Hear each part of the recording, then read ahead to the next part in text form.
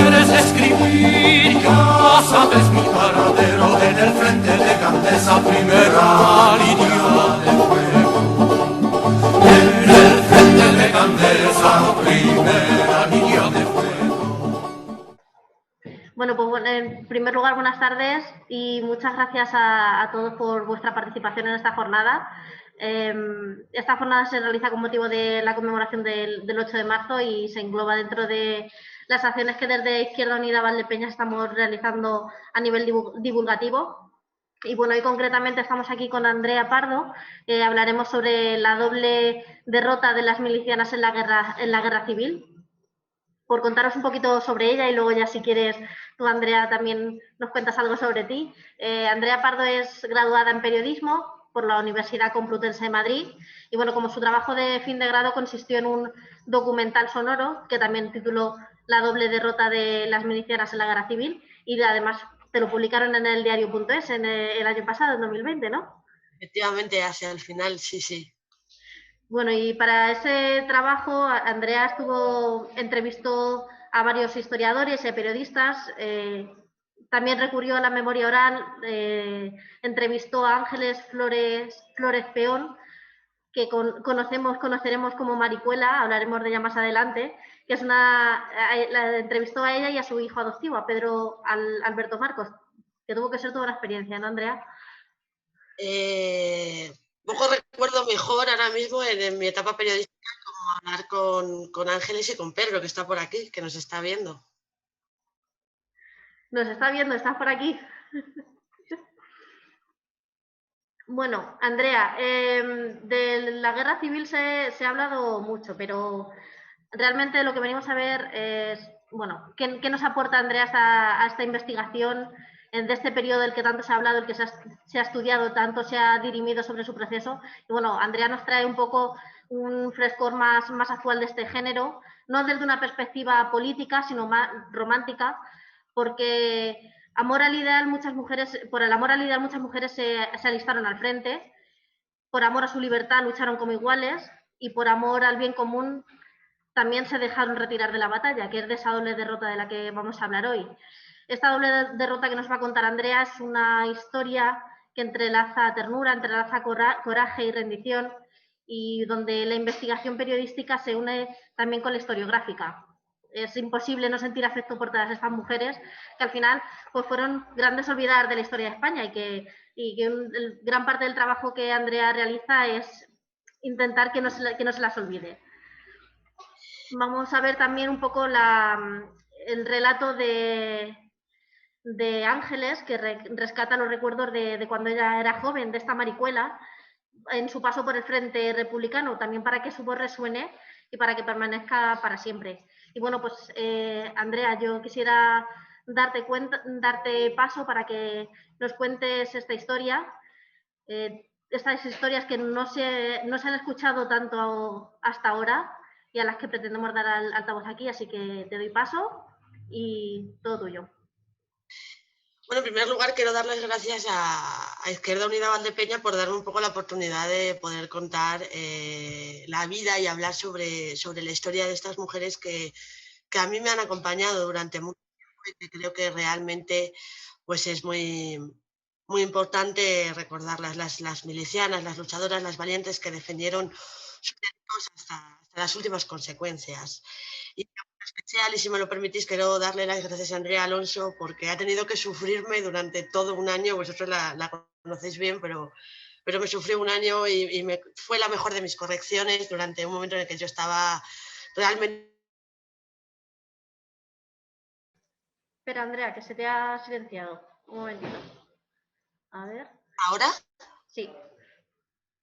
No sé dónde me he quedado, pero bueno, sobre todo esto quería darle las gracias a Andrea Alonso, que ha tenido que sufrirme durante todo este proceso y que, bueno, vosotros la conocéis bien y para mí fue la mejor de mis correcciones y un apoyo fundamental. Yo quiero empezar contando cómo empezó todo esto, porque todo esto no comienza que yo me levanto un día y quiero hablar de milicianas y entonces cojo un coche, no. Todo el documental empieza con un consejo que me dieron, ¿no? Mi gran compañero de batallas, Daniel Andrés, cuando tenía que elegir tema, me dijo, tú tienes que elegir algo que te apasione y de lo que no te vayas a cansar durante mucho tiempo, porque tienes que trabajar mucho tiempo durante ello. Qué bonito, ¿no? Bueno, luego a veces me arrepentí a ratos del consejo, pero fue muy buen consejo y como todos los que me di durante todo este proceso. A mí siempre me ha gustado la historia y pues una tarde en mi casa estaba viendo Tierra de Libertad de Ken Loach, que refleja las rivalidades internas del Partido Republicano durante la Guerra Civil. Y hay un personaje que a mí me gusta mucho, se llamaba Mate, y es una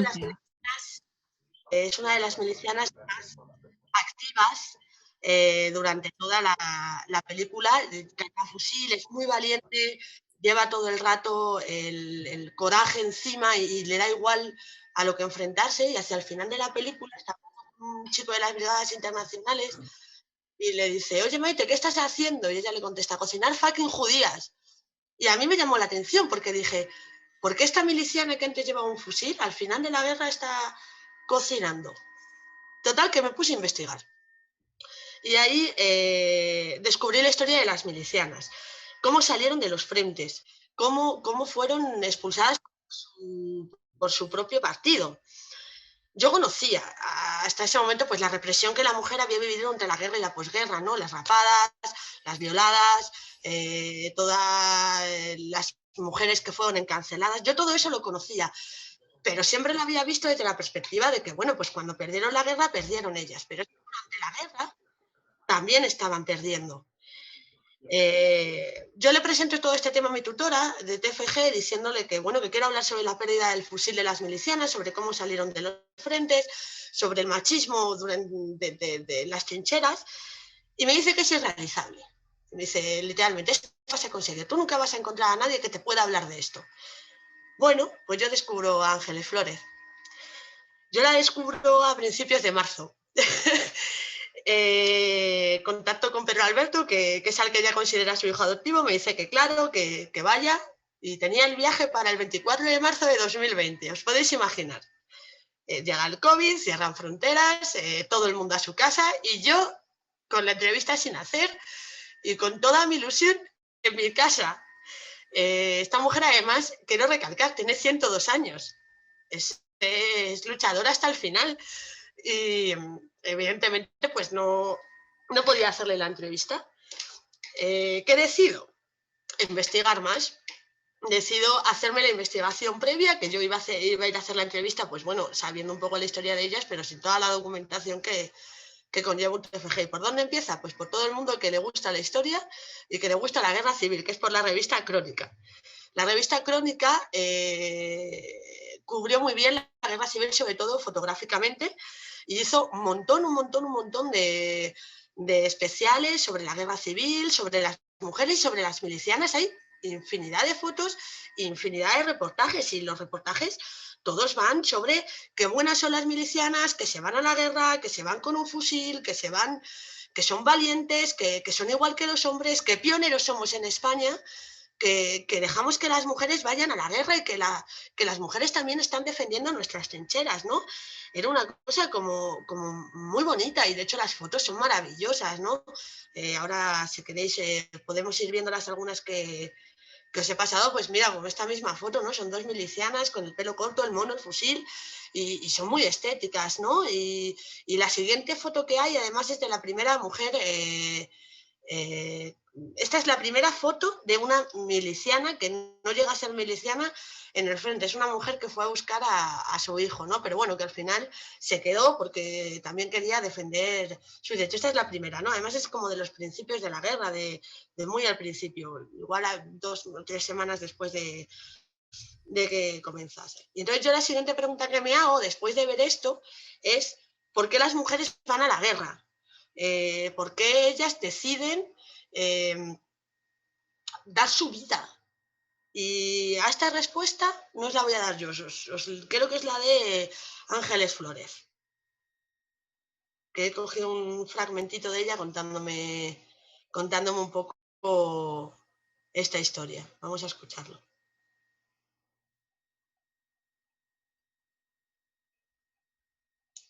Voy a compartirlo en un momento.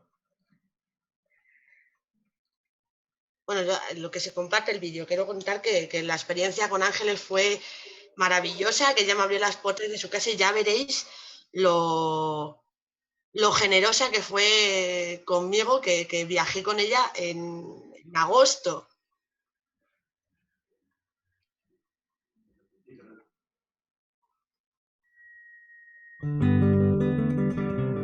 Estaba con mi madre en casa, no sé cómo estábamos las dos solas, y escuchó decir viva la República y gritar, y salimos a la puerta y era la República, que yo no sabía lo que era.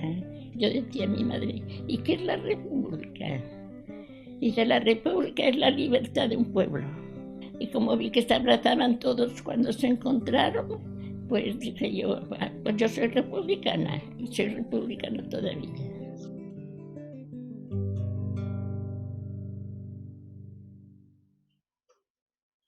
Maravillosa, Ángeles, generosa hasta el infinito y una persona excepcional. Hablar con ella es estupendo. Ya lo cuenta, ya lo que está contando es que es la proclamación de la República, ya todavía era pequeña. Lo que hemos visto, la imagen que hemos visto es la proclamación de la República en el Ayuntamiento de Gijón. ¿Por qué van a la República? Ellas van a la República porque, ¿por qué van a la guerra?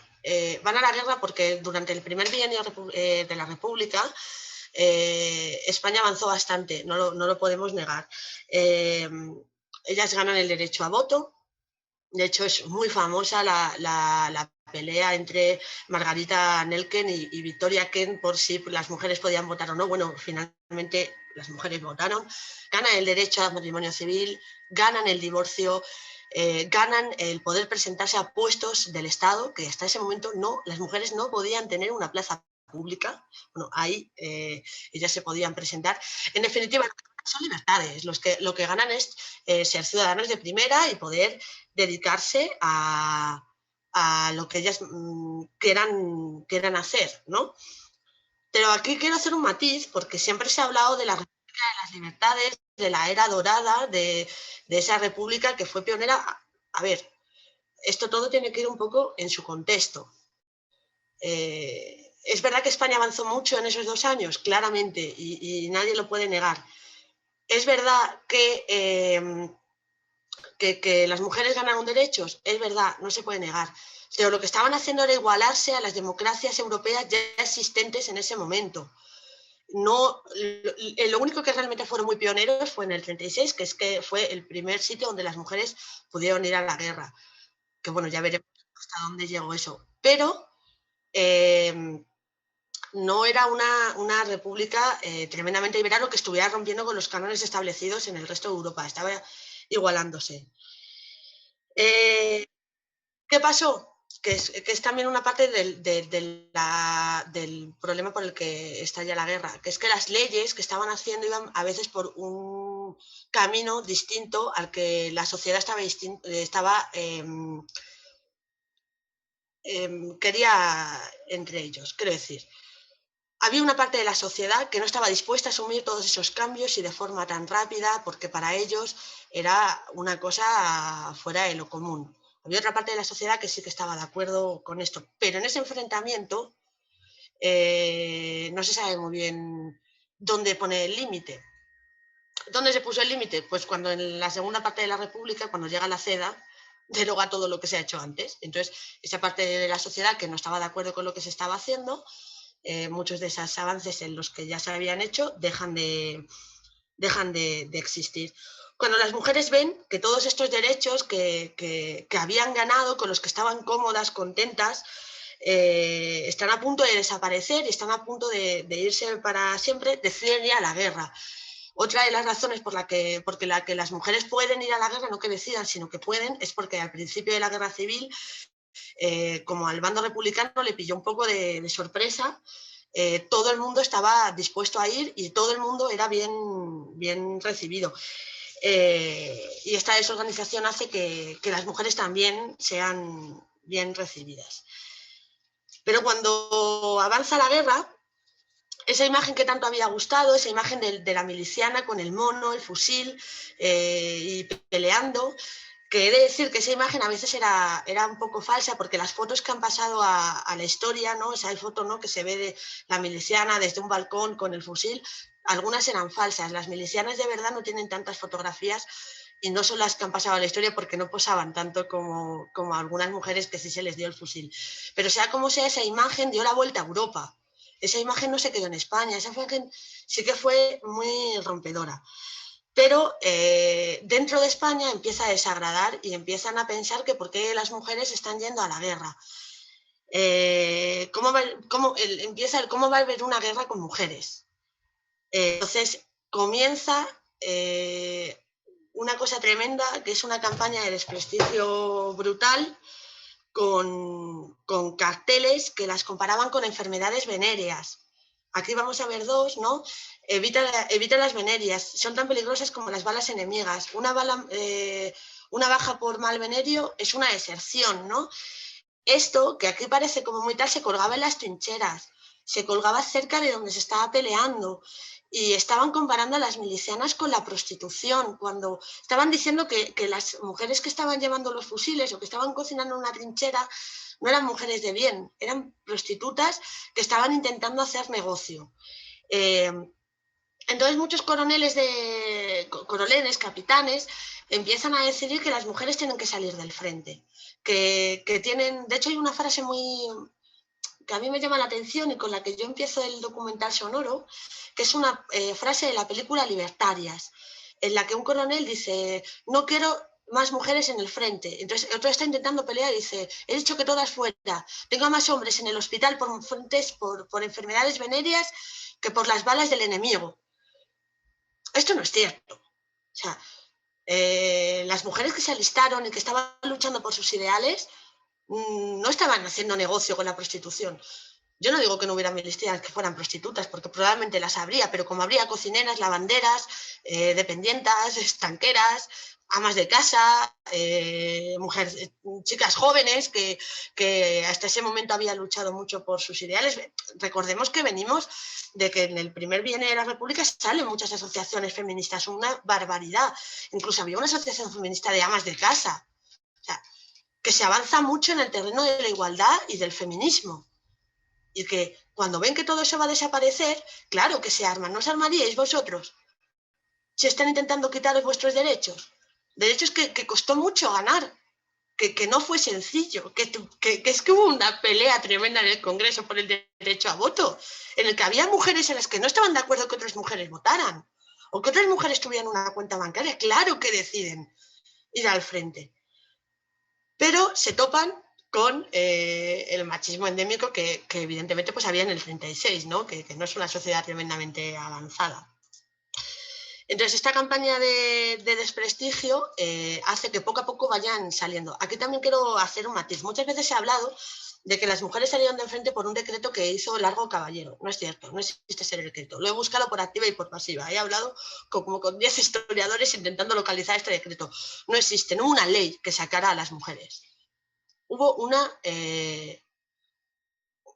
actitud de repente que decidió que ellas no tenían que estar. Entonces decidieron no sacarlas del todo, pero sí que es verdad que ya no llevaron tanto el fusil. Casi ninguna lo llevó después de esta campaña tan brutal. Y algunas las mandaron a labores de cocina, enfermería, que está muy bien y que a mí me parecen labores tremendamente imprescindibles en la guerra, que más adelante quiero hablar un poco de esas labores de labor humanitaria que hicieron, pero que te prohíban pelear como tú quieres pelear es una pena y es un retraso por parte de todos los avances por los que en ese momento también se estaba luchando. Porque recordemos que no se estaban luchando mujeres contra hombres, que estaban luchando contra una presión que iba a venir y que efectivamente después vino, que es la de cero libertad para todo. Y para las mujeres pues más, porque cuando recortan libertades siempre se recorta más por el parte de la mujer. Yo de todas formas quiero que escuchéis cómo vivió Ángeles su propia guerra, porque ella también la tuvo. Ella fue cocinera en el frente de Coyoto, cocinaba y llevaba la comida a a los milicianos que estaban allí y así es como ella recuerda toda su guerra.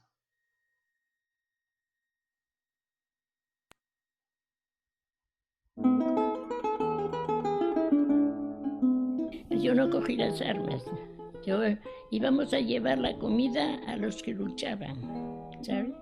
Y teníamos, era más sacrificio, porque ellos estaban detrás de un parapeto, pero nosotros teníamos que ir arrastrándonos por el suelo porque nos tiraban bombas y tiros. Era más difícil ser milicia, llevar la comida que estar en el frente. Se decidía, no pensábamos en que teníamos miedo ni nada de eso. Éramos valientes, bueno, yo no sé si lo fui, pero estuve en el frente. Una que me reemplazó, no se bajó bastante, tenía que ir casi a rastro con la cacerola, ¿sabes? Marché con permiso a casa y la que me reemplazó la mató un tiro, no se bajó bastante, era de Valdesoto. Y la mató 18 años. Fusilaron a muchas jóvenes, muchas. Lleguemos a caer al enemigo.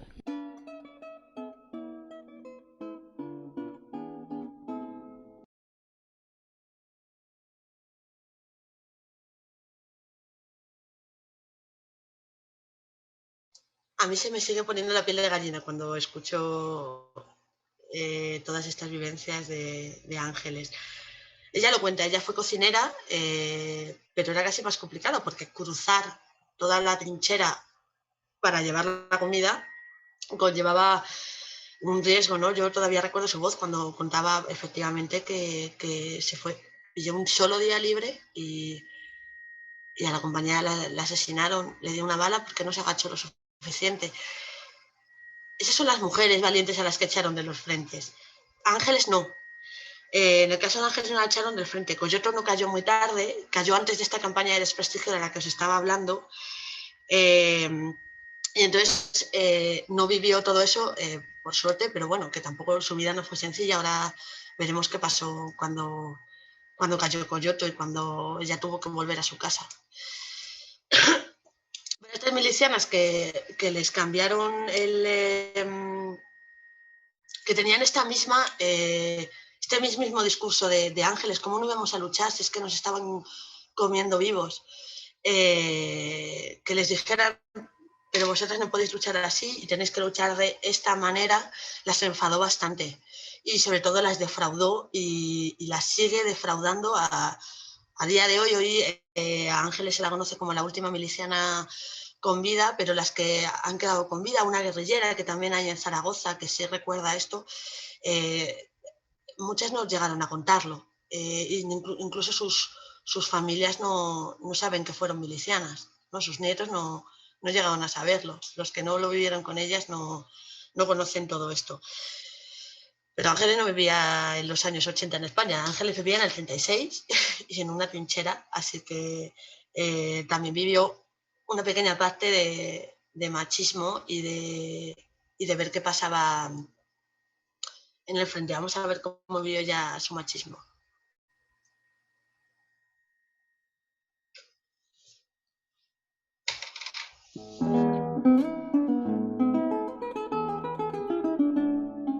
Teníamos mucho respeto y unión en la lucha, para que veas que éramos modernas. No había ninguna diferencia, nos trataban igual por igual. Sí, teníamos todos los derechos, no había muchas mujeres. Había la diferencia que a lo mejor nombraban capitán no la nombraban a una mujer, era más difícil. Había la diferencia que eran machistas.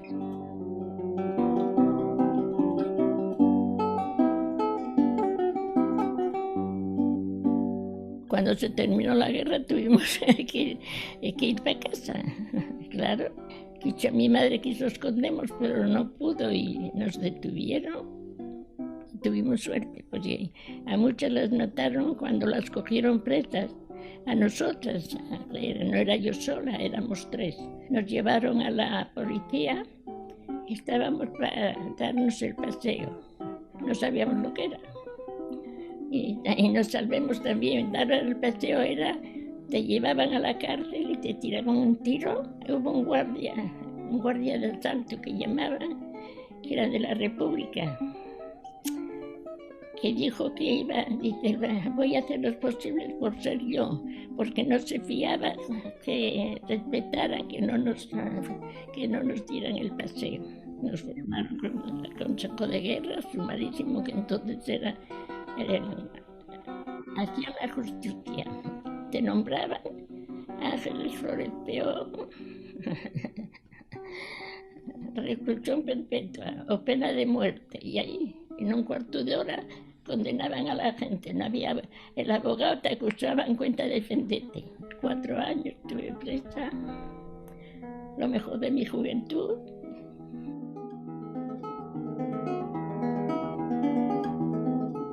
El franquismo fue terrible. Todos los que asesinaron, todos los que tiraron así a los pozos, todos los que fusilaron inocentes jóvenes que fueron voluntarios a defender la nación, a defenderla. La había elegido el pueblo. La república fue el pueblo que la eligió. Y mataron por ellos, mataron y nos sacrificaron toda nuestra juventud.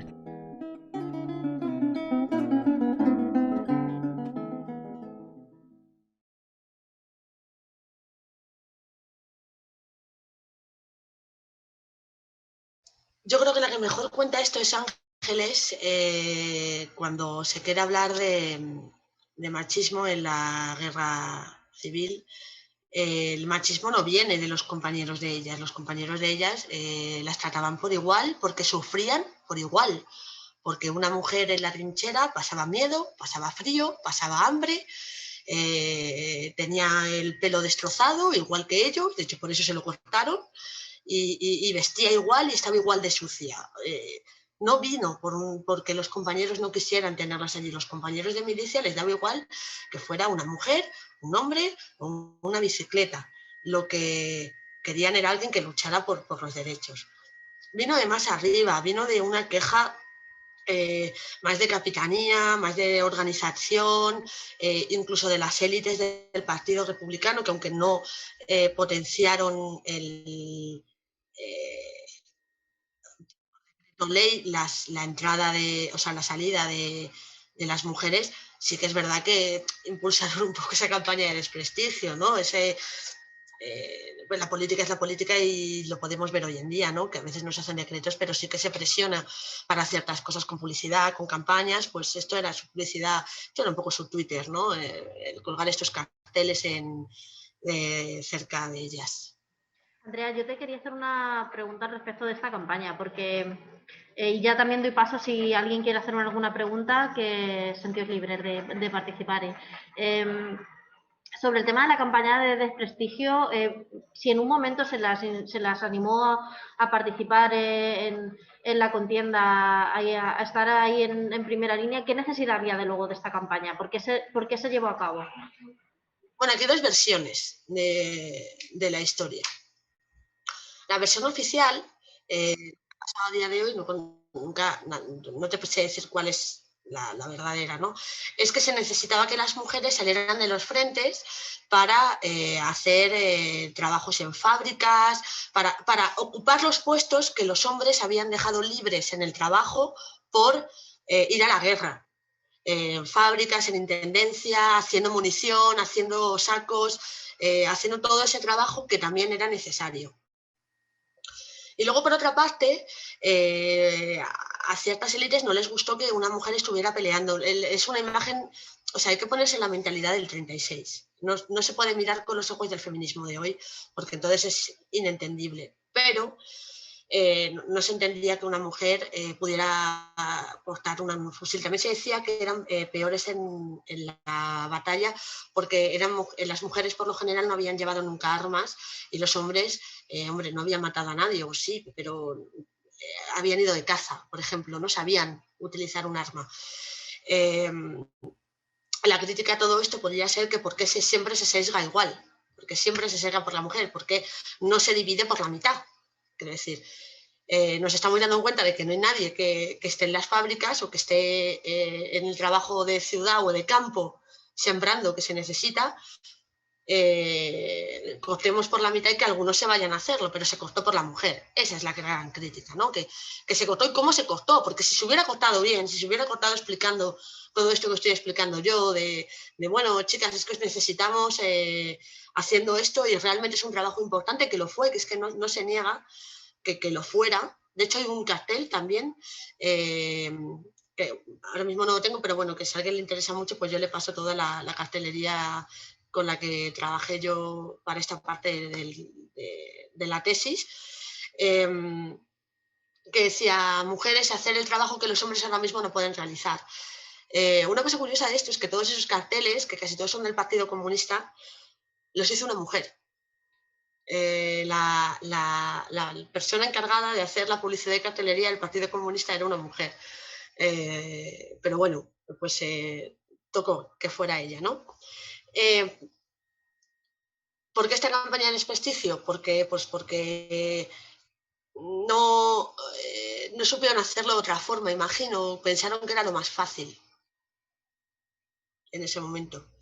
No fue una buena opción, desde luego, porque fue muy doloroso para ellas, pero no fue buena opción. Creo que teníamos otra pregunta. No sé, a ver cómo se escucha. Sí. ¿La escuchas bien, Andrea? Menos, a ver, ¿por qué? Quería preguntarte, bueno, te voy a preguntar cómo se sintieron ellas, que has dicho que fue doloroso, y en ese sentido, con los testimonios que te decía y tal, si todas salieron de los frentes o se quedaron, o decidieron quedarse, o todas sobrevivieron. Ellas no se sintieron bien, desde luego, no fue agradable para ellas salir de allí. Pero no salieron todas de los frentes, ¿eh? De hecho, muchas se quedaron cambiando el trabajo que estaban haciendo. Hay algunas que en un tiempo llevaban un fusil y que cuando terminó todo esto, pues no llevaban fusil y hacían la comida o estaban limpiando en la trinchera o en dependencias de capitanía, o estaban ejerciendo de enfermeras, o estaban ejerciendo otras labores. Y luego he de decir que hay algunas que consiguieron seguir ahí, incluso llegaron a capitanía. O sea, que hubo algunas que sí que se quedaron y que decidieron que ellas no salían. Pero fueron las menos. Bueno, lo he dicho antes, pero por si acaso tenéis la opción de levantar la mano. Si en algún momento queréis hacer alguna pregunta, sin compromiso podéis levantar la mano y os damos paso para preguntar, ¿vale? Andrea, yo también te quería preguntar, ¿cómo fue la vuelta de estas milicianas a casa? ¿Cómo fueron recibidas? Ahí no fueron mal recibidas. No fueron mal recibidas porque una miliciana era muy raro que una persona del bando contrario se hiciera miliciana. Entonces, sus familias no las recibieron mal. Desde sus familias no estuvo mal visto que se alistaran, hombre. Pues imagino que pasaría miedo, igual que cuando se alistaba un hijo o un hermano, ¿no? Pues se pasaba mucho miedo porque se iban a la guerra. Pero no, ahí no fueron mal recibidas. En sus casas, en sus pueblos, cuando volvieron, de hecho... ya lo veremos un poquito más adelante, pero cuando caían frentes y la gente echaba a correr, ¿no? Y decía, pues los que habían sobrevivido intentaban esconderse, se escondían muchos en sus casas y muchas se escondieron en sus casas. Ángeles se escondió en su casa.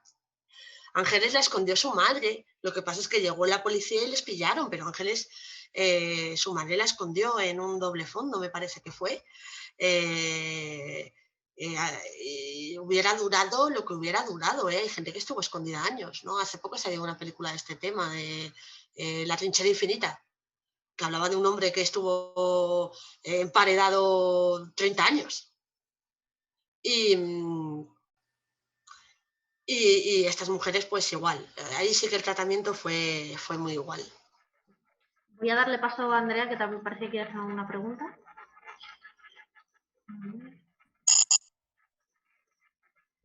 Andrea, creo que puedes activar ya tu audio. Hola a todos. Pues sí, con respecto a este tema de lo que tiene que ver con la publicidad institucional y cómo se aparta a las mujeres, Bueno, a ver, con respecto, por ejemplo, a la guerra de Estados Unidos o al aspecto de Estados Unidos en la Segunda Guerra Mundial, todos estamos acostumbrados a ver ciertas imágenes que empoderan a las mujeres como participantes dentro de la industria que quedó vacía porque los hombres fueron a la guerra, que es lo que está contando Andrea, de porque pudo ser una de las razones por las cuales la República aparta a la mujer del frente. Entonces, se me ocurre y quería preguntarle a Andrea si ella lo ha podido ver o interpretar en los testimonios que ha tenido, que la diferencia es que ellas tenían la guerra en la puerta de casa. Ellas tenían el frente a 10, 15, 3 kilómetros de la puerta de casa y les afectaba directamente. Y quizá por eso ellas no querían apartarse simplemente a un habituallamiento, a un llevar comida o estar participando dentro de la industria armamentística, porque ellas sentían la violencia directamente igual que la sentían los hombres. Pues Andrea, tú lo has contado casi mejor que yo. Ella sentía la guerra muy cerca. Esto es una guerra...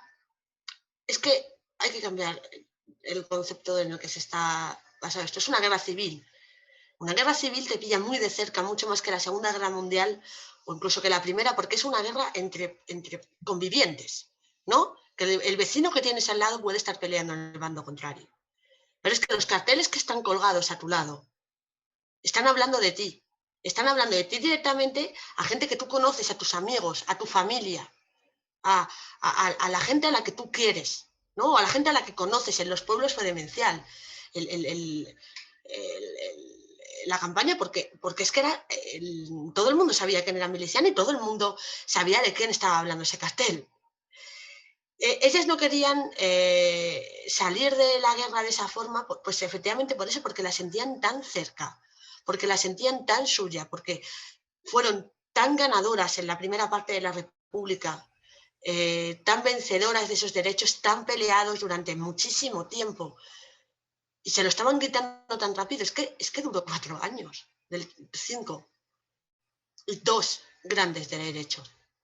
Y se lo estaban quitando tan rápido y de forma tan brutal que claro que no querían salir y claro que salían a pelear y hubiesen vuelto a salir todas las veces que se lo hubieran pedido. Y de hecho, les pidieron que salieran y se fueran a las fábricas y ellos salieron y se fueron a las fábricas. Y luego, cuando terminó todo esto, también perdieron su guerra, que ya habían perdido antes, porque ya las habían sacado. Pero es que luego la volvieron a perder. Es que imaginaros lo que ha tenido que ser eso, ¿no? Bueno, yo puedo seguir hablando. ¿Hay alguna preguntilla más? De momento parece que no. Puedes seguir. Detrás de esto, Ángeles, en el audio que hemos escuchado antes, Ángeles dice, me quitaron la libertad y me quitaron los mejores años de mi juventud. Y lo dice porque estuvo en prisión. Y lo dice porque lo pasó tremendamente mal en prisión. Y esa fue su segunda derrota. Esa fue la segunda derrota de todas las milicianas, que cuando llegó, cuando se perdió esa guerra, ellas fueron las grandes perdedoras. Porque es verdad que a los hombres sufrieron mucho, fusilaron a muchísimos hombres y les metieron en prisión y en unas torturas brutales. Pero es que con las mujeres sus cuerpos se convirtieron en el trofeo de los vencedores. Y fueron violadas, y fueron rapadas. Y a ellas les dio un aceite de ricino que lo que produce es que te hagas todo encima y las pasearon por el pueblo. Y cuando por eso se tenían que ir de sus pueblos. Y a las que eran milicianas y las metieron en prisión, una cárcel de mujeres es tremenda. Es tremenda una cárcel de mujeres. Muy brutal. Porque además de ser un puto rojo, en ese que era como se les denominaba, ¿no? O un traidor a la patria, eras una prostituta. Eras lo peor de la sociedad, porque encima eras mujer. Estas mujeres que en el 36 habían cogido un fusil para luchar por sus ideales y en el 37 y 38 habían sido expulsadas de los frentes y llevadas a la retaguardia, a las fábricas, a abastecimiento, y dijeron sí, lo hacemos, con unos carteles que las comparaban con las prostitutas, en el 39 fueron tratadas como escoria. En el 39, en el 40, en el 41, en el 42. Ellas vivieron ese exilio también, por ejemplo, ¿no? Y ya no estoy hablando solo de milicianas, ¿no? Ellas fueron marcadas, esas mujeres, como hijas, hermanas, como amigas de milicianos, ¿no? Como familiares, como la novia de... llevaron una vida tremendamente dura. Y tuvieron algunas que salir de la cárcel y buscarse la vida. Y para una mujer salir de la cárcel y tener que buscarse la vida no era nada sencillo, no era fácil encontrar trabajo en esa España para esas mujeres. Incluso las hubo que murieron en los frentes, que murieron en la cárcel, que murieron frente a un muro, en un cementerio, ¿no? Ella lo cuenta. Ángeles tuvo suerte. Ángeles tuvo suerte porque el guardia que le tocó la conocía y dijo, voy a intentar ser yo quien te dé el paseo para no pegarte un tiro. Si le hubiera tocado cualquier otro guardia que ella no hubiera conocido, del que ella no se fuera cercana, yo no sé si Ángeles habría llegado hasta hoy y estaría contando todo esto como lo sigue contando a día de hoy. Ellas tuvieron esa doble derrota porque además de perder la guerra, perdieron todos sus derechos. Ellas volvieron a tener que casarse por la iglesia, a no poder divorciarse, a no tener libertad, a no poder tener una cuenta bancaria, a no poder tener un piso a su nombre, a vivir bajo lo que quisiera su marido, que en algunos casos pues sería un marido estupendo, que las querría mucho y las tendría toda la libertad, y hay mujeres que sufrieron un montón y no las dejaban prácticamente ni salir de casa. Tras una posguerra muy dura, que es la que os estoy relatando, ¿no? Una tremenda, ¿no? Ángeles se fue al exilio, Ángeles se fue a Francia, porque no se podía quedar en España, porque si se quedaba en España no sabía qué iba a ser de ella, ¿no? Llega la democracia, ¿no? En el 77. ¿Y hay memoria para estas mujeres? No, no hay memoria. La historia con mayúsculas no las ha tratado bien. Se ha dicho de ellas que fue una anécdota, que fueron pocas, que fueron para seguir a sus novios a los frentes, que salieron pronto, que tenían miedo.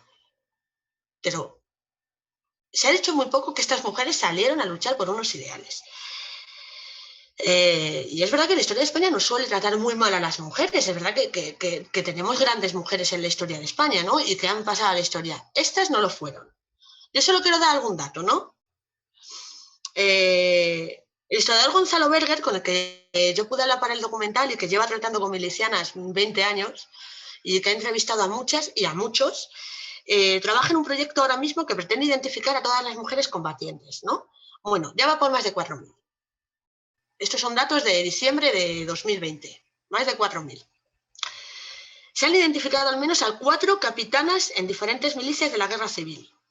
Hubo mujeres que no fueron milicianas, que no se alistaron como milicianas, pero que cosieron sacos en las trincheras, que fueron cocineras, que fueron enfermeras, que se jugaron la vida, igual que cualquier persona, ¿no? Incluso en Madrid, en la defensa de Madrid, las mujeres salieron a coser los sacos que estaban cerca de la Plaza Mayor. En los pueblos las mujeres salieron a coser los sacos de las afueras de los pueblos para que no entraran y los ponían en los puentes que había, que separaban para que no pudieran entrar por ese lado. Una labor humanitaria de estas mujeres que ha pasado totalmente desapercibida. Y no hay derecho porque fue muy importante. Ellas también se quedaban en la labor de estas mujeres. Durante mucho tiempo hizo que la guerra no se perdiera antes y que se perdiera cuando se perdió. Esto que os estoy contando no es un papel anecdótico en una guerra. No fueron 4 y por amor. Fueron muchas y por sus ideales. Y por defender sus derechos. Y por defender en lo que creían. Y por su vida. Y por su futuro. Y por el de sus hijas. Y por el de sus nietas. Por eso salieron. Pero como siempre, ellas callaron. Cuando llegó la democracia, muchos de los hombres que habían estado en el exilio o que habían estado peleando, o en España, que algunos se quedaron, bastantes se quedaron en otro sitio donde habían peleado y vivieron su vida. Ellos contaron, yo he estado en el 5º regimiento, yo he estado en el frente de no sé cuántos, yo he estado en... vete tú a saber dónde, yo he estado. Ellas no. Ellas callaron. Ellas callaron porque estaban cansadas, porque tuvieron esa doble derrota, porque las trataron mal de un lado y las trataron mal del otro. Y porque ya cuando terminó la guerra y tuvieron que sobrevivir, y algunas tenían hijos y tenían que cuidarles y tenían que vivir en esa España, o tenían que vivir en Francia o en Latinoamérica, dijeron que nunca más, que ya estaban cansadas, que no podían contar esta historia más, que no se podían permitir otra derrota más. Ya estaban muy, muy cansadas. Otro de los prejuicios a los que se enfrentaron es que aunque muchas estuvieron en la guerra, no llevaron un arma y se enfrentaron a los peros. Fue miliciana, pero estuvo en el frente, pero... No, disculpen, yo no he estado en los frentes, yo no he estado en una guerra, ellas sí. Ellas sí estuvieron en el frente, a ellas le pasaban. Ángeles lo cuenta perfectamente, a mí me pasaban las balas por encima cada vez que se llevaba esa olla de comida. Vamos a decir que ahora que Ángeles no ha estado en el frente, que Ángeles no fue igual de miliciana que el que llevaba un fusil. Pues también tuvieron que enfrentarse a los peros y también tuvieron que enfrentarse a que ellas pues fueron menos milicianas que los hombres, ¿no? Andrea, no sé si te puedo interrumpir, creo que quieren hacer una pregunta por aquí. Claro. ¿Sí? Quería preguntarte si consideras que la experiencia de la mujer al frente durante la guerra civil, como tú cuentas, fue útil para la participación de estas en lo que fue el Ejército Rojo en la Segunda Guerra Mundial. Sí, yo creo que sí. Es verdad que la parte de la Segunda Guerra Mundial, no os quiero engañar, no la tengo tan estudiada como esto, ni de lejos. Esto fue un año de investigación muy larga y esa parte yo no la tengo tan estudiada. Pero sí que es verdad que el ver que España fue como el ensayo de la Segunda Guerra Mundial en todo. En munición, en armamento, en fórmulas de ataque, en mil aspectos. Y entre ellos entran las mujeres en la guerra. Y también fue muy pionero que España permitiera durante un tiempo que las mujeres pudieran ir a la guerra y sí que creo que pudo alentar a que las mujeres en la Segunda Guerra Mundial también participaran en la guerra. Continúo, si no hay más. ¿Qué se puede hacer ahora, no? 2021, 6 de marzo, cerca del 8. ¿Qué se puede hacer? Se pueden hacer dos cosas. Lo primero, escuchar. Lo primero es escuchar a estas mujeres. Es sentarte con ellas, con las que queden, con las hijas de estas mujeres, que también conocen muy bien su historia, con las nietas de estas mujeres, que la conozcan, y escucharlas y contar estas historias. Y contarlas como fueron. Contarlas sin el pero, contarlas sin pelos en la lengua. Contar esta lucha. Que no se olvide. Que todavía estamos a tiempo. Estamos jugando con el tiempo en contra, pero todavía estamos a tiempo. Y la otra parte es reconstruirlas a través de la literatura. Yo he leído más o menos casi toda la parte académica que hay sobre milicianas en España. Y digo que he leído toda porque no hay mucha. Debe haber 7 o 8 libros. Pero sí que he leído mucha novela histórica sobre milicianas. ¿Y qué me he encontrado? Pues yo me he encontrado que generan a personas, mujeres, que van a la guerra por amor.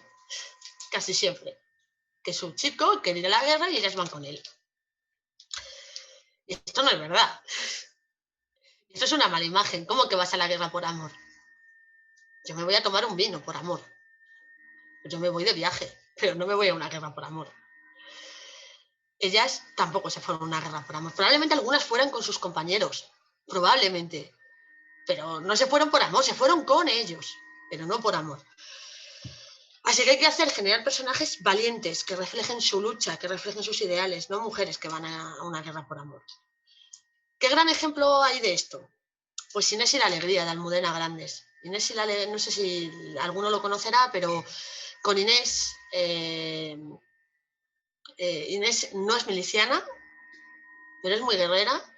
Y todo el libro, toda la primera parte del libro va sobre la gesta del Val de Arán, que es cuando intentaban entrar los comunistas a través de Cataluña, cuando ya se había perdido la guerra, que intentaron volver a tomar España y que, bueno, estuvieron cerca. Lo que pasa es que hubo mucha desorganización y no lo consiguieron. Inés está ahí. Inés está ahí, es la cocinera. Pero Inés no va por amor ahí. Inés va porque está cansada del yugo de su familia y literalmente coge un caballo que hay en la finca donde vive y corre hasta que encuentra a este grupo de milicianos. Y cuando los encuentra, decide quedarse con ellos a pelear. Es una mujer con coraje, pero bueno, es que Almudena Grandes, que es la autora de este libro, todos los personajes femeninos que tiene son personajes valientes y son mujeres muy potentes. Yo en este documental hablo con Paqui Maqueda, que es una escritora que escribió La cuerda, que es un relato de 5 personas que están a punto de morir, y las mujeres que genera ella en ese cuento también son mujeres valientes. Ninguna es miliciana, una es doctora, otra es la mujer de un miliciano, que está embarazada, de hecho, pero son mujeres que están a punto de morir también por lo que piensan, sobre todo, ¿no? por lo que hicieron. Generar ese tipo de personajes, por favor, no caigamos en el cliché del amor, no caigamos en el cliché de es que mi padre era tal y yo decidí ir con él, no caigamos en esto, reconstruyámosla a través de ahí. Además es mucho más sencillo de consumir también para la gente que quiere conocer esta historia, conocerla a través de una novela, de personajes que te vayan contando algo que te enganche, y hay que hacerlo desde ahí. Pero sobre todo lo que hay que hacer es contarlo, sea de la manera que sea. Yo creo que Ángeles lo tenía muy claro. Vamos a verla un poquito.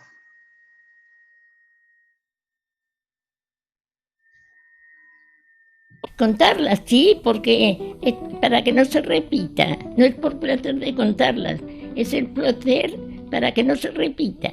Que no se repita. Y lucho para que no se repita.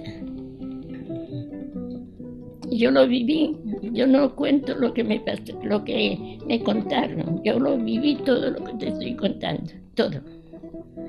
Prisión, después de exilio, también, todo. Y ahora pues ahora estoy esperando que me venga la libertad. Dormir y ya está.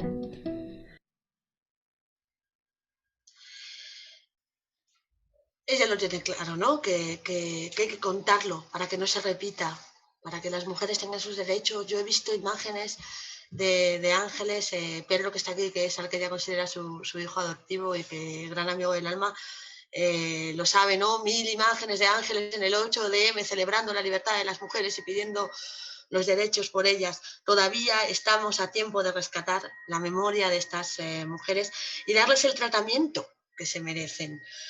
Así que, ya que me quedan muy poquitos minutos, lo que os voy a pedir es que compartáis los testimonios de estas mujeres, que conozcáis de vuestras abuelas, de vuestras madres, de vuestras amigas, de la vecina que os cuenta esto, que lo compartáis, que los compartáis en redes, que hagáis una labor de rescate de memoria histórica y de memoria oral de este país, que se está muriendo la memoria oral de este país y todavía no le estamos dando el sitio que pertenece, que no queda mucho tiempo, pero que el poquito que quede, por favor, lo aprovechemos. A mí me parecería una cosa maravillosa que se compartan todos estos testimonios, una buena forma de honrar y de celebrar el 8 de marzo, que también es de ellas y es por ellas. Muchas gracias, Andrea. Vamos a dar paso a algunas preguntas, que veo por aquí alguna mano levantada. Andrea, cuando quieras, si quieres reactivarte el audio. Pues lo primero, agradecerle a Andrea, que ahora mismo estoy emocionada y todo, por la conferencia que nos ha dado y lo que nos ha contado. Y hay una cosa que quería preguntarle, y es cómo después, ella nos ha contado un poco la historia de las milicianas y finalmente nos habla de crear esos personajes, esas personas que han defendido nuestros derechos y de las cuales también tenemos... ¿El qué, perdón? Nada, de las cuales también tenemos que aprender y que hacer nosotros. Y me gustaría saber un poco cómo ella, que es una chica joven, nacida en democracia, con un montón de derechos en comparación con lo que Ángeles vivió durante muchos años, cómo ella afronta ese testimonio y cómo lo interpreta, qué aprende ella de estos testimonios. Andrea, yo le hice esta pregunta a Ángeles. yo le pregunté a Ángeles cómo veía la juventud. Ella me dijo que somos menos combativos que la suya y que deberíamos pelear ciertas cosas bastante más. Y tiene toda la razón. Yo lo afronto como una responsabilidad. Yo he crecido rodeada de historia. Tengo una tía historiadora, arqueóloga, y he crecido contándome historias, contándome la historia. Y creo que esta es la historia que está muy viva, que es puro presente, ¿no? Yo lo hablé con Conchi Cejudo cuando hice el documental, ella me decía, no estamos hablando de historia, estamos hablando de puro presente. Y cuando te enfrentas a tener que contar estas historias, yo lo veo una responsabilidad y un deber casi, ¿no? El dedicar una parte de mi tiempo como periodista a contar la historia de estas mujeres y las historias de la guerra y los testimonios de la guerra.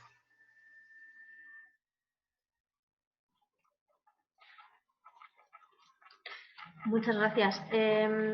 Había más preguntas por aquí. Arantxa. Hola. Adelante, Arantxa. Hola, buenas tardes. Yo tengo la suerte de ser amiga de Ángeles y creo que de Pedro. Y el domingo precisamente estuve con ella hablando del 8M y me dijo que la primera feminista que había conocido era su madre, porque cuando ella tenía 9 años, su padre era alcohólico, le quiso levantar la mano a su madre, cogió a sus hijos, ella tenía 9 años, y se fue, y ahí se quedó su padre. Y su madre tiró para adelante y se divorció. Entonces que ella había conocido el feminismo siendo pequeña, cuando su madre no se dejó levantar la mano ni para ella ni para sus hijos. Esta explicación es del domingo todavía, con lo cual al 8M tenemos que ir todos pensando en que esta mujer va camino de los 103 años con estas ideas. Así que muchísimas gracias por la exposición, gracias Pedro por invitarme a verlo y evidentemente estoy emocionada, la quiero y que habléis así de ella pues me gusta. Muchas gracias y hasta buscaré que Pedro me pase toda la información para guardarla porque cualquier testimonio de ella es muy válido. Gracias a todos.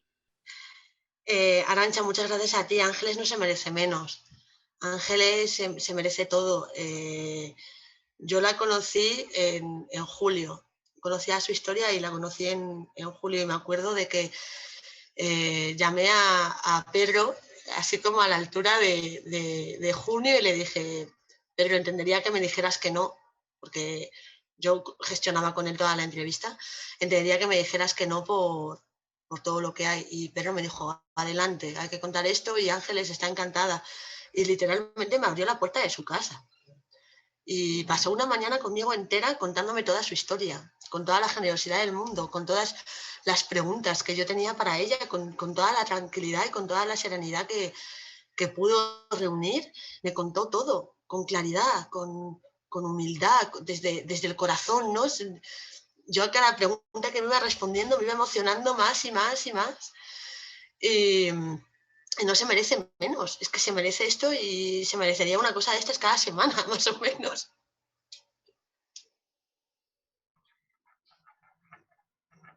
Vale, creo que había alguna pregunta más, Tarducci.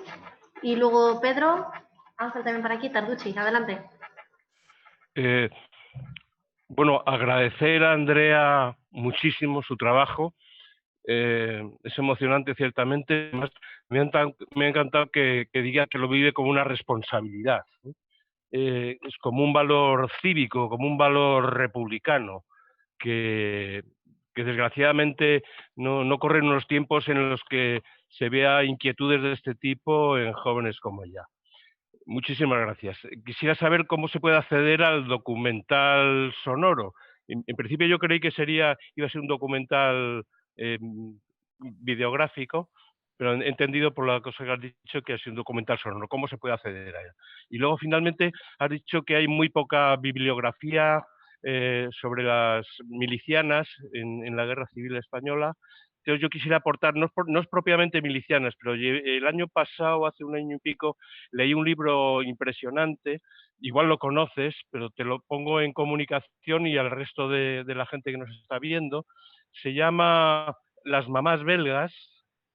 Es un reportaje de un periodista belga de nombre raro, Sven Twittens, que cuenta la historia de unas jóvenes comunistas y judías belgas que vinieron a luchar a favor de la República, no en tanto que milicianas, sino como enfermeras en un hospital en Onteniente, en Levante. Allí está muy bien escrito, además es emocionante, pero además está muy bien narrado con distintas facetas poliédricas de lo que ocurría en el bando republicano entonces, ¿eh? Y también su contacto con enfermeras españolas que estaban allí también, y es un libro muy recomendable. Se llama Las mamás belgas, es de Sven Twittens, y es una editorial rara, ¿eh? La editorial se llama El Mono Libre, y se editó en 2019. Muchas gracias y un beso, Andrea. Pues muchísimas gracias a usted. No le conocía, así que probablemente sea lo siguiente que lea. El documental sonoro está, sí, lo hice sonoro porque yo a día de hoy pues me quiero dedicar a la radio y me parece que es el medio más bonito para comunicar. Y sí, es sonoro. Está disponible en 2 plataformas. Está en Spotify y está en iVoox. De todas formas, si a los organizadores por el chat deja su correo, yo se lo envío en MP3 si quiere.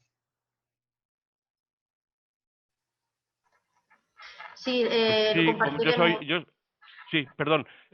Sí, cualquiera de, vamos, yo no sé, Juani, por ejemplo, Gregorio, Ángel Alcázar, todos los que están por ahí de Izquierda Unida, conocen mi correo y es la vía.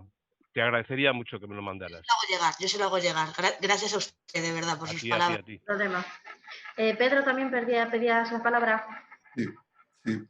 Buenas tardes. Muchas gracias a Izquierda Unida de Valdepeñas. Me lo estoy pasando muy bien en esta reunión de hoy. Y, por supuesto, muchas gracias a Andrea porque el entusiasmo que ella os está transmitiendo hoy, yo lo vi desde el primer día, desde la primera llamada, y es una persona que ha hecho un trabajo, está haciendo un trabajo estupendo, ¿no?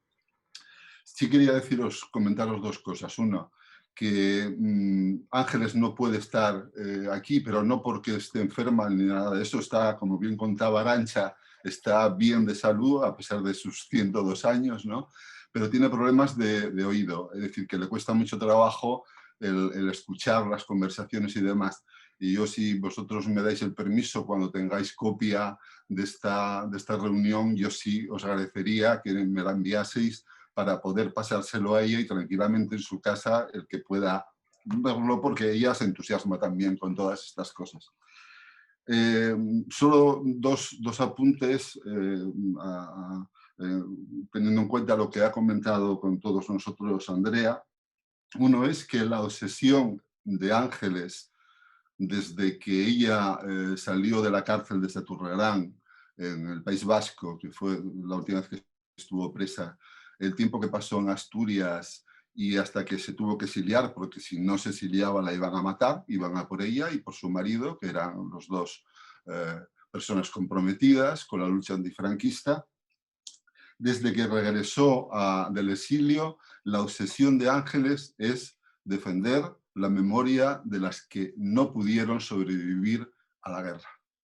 Ella, cada vez que habla, todos sus libros, los 2 libros que tiene escritos, que es el de su biografía, que está agotado, porque se hicieron 2 ediciones y están agotadas, pero todo gira en torno a ese mundo, que ella cree que su único valor en este momento y desde hace años es defender la memoria de las que no pudieron salir con vida de aquella terrible batalla, ¿no?